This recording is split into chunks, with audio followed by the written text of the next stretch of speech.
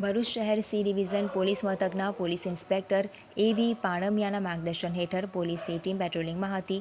એ દરમિયાન બાતમીના આધારે જીએનએફસી બસ સ્ટેન્ડ પાસેથી 2 ઇસમો તથા એક મહિલાને વિદેશી દારૂની નાની મોટી બોટલ નંગ 724 જેની કિંમત ₹1,19,060 તથા મોબાઈલ નંગ 2 કિંમત ₹25,000 જે તમામ મુદ્દામાલ મળીને કુલ કિંમત ₹1,44,060ના મુદ્દેમાલ સાથે ઝડપી પાડવામાં આવ્યા હતા. પોલીસે સતીશ ખોડીદાસ સરદારા રહે દીપક ચોકની સામે, વાલ્મીકી વાસ વીમા દવાખાના સામે ભાવનગર, વિપુલ જગદીશભાઈ રાઠોડ રહે મહાવીરનગર આડોડિયાવાસ કતલખાનાની બાજુમાં ભાવનગર અને ઉજાલાબેન દીપકભાઈ રાજેન્દ્રભાઈ રાઠોડ રહે તિલકનગર આડોડીવાસ મહાવીરનગર ભાવનગરની ધરપકડ કરી હતી. ઝડપાયેલા મહિલા આરોપીની પ્રોહિબિશનના 16 ગુનામાં સંડોવણી હોવાનું બહાર આવ્યું છે.